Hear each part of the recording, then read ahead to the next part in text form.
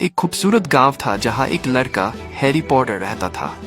Harry को जादू से बहुत प्यार था, हालांकि वह भी सीख रहा था। वह अपने दोस्तों रॉन और हरमाइनी के साथ गांव के जंगलों में मुहिम जोई करता था। गांव की फिजा जादुई थी, जहां पेड़ बोलते थे और परिंदे रंग बदलते थे। एक दिन हैरी ने जंगल में एक परासरण चमकता हुआ पत्थर देखा।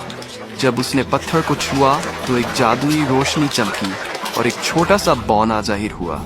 बौने ने कहा, यह पत्थर गुमशुदा जादुई तलवार है जो अंधेरे के खिलाफ लड़ती है। हैरी और उसके दोस्तों ने फैसला किया कि वह तलवार को ढूंढेंगे। रास्ते में उन्हें कई रुकावटों का सामना करना पड़ा।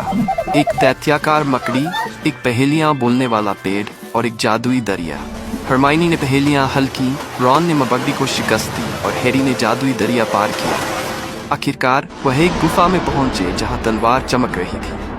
हैरी ने तलवार को उठाया और अचानक अंधेरे का एक बादल गायब हो गया। गांव में रोशनी वापस आ गई। सबने खुशी मनाई और हैरी को हीरो मान लिया गया।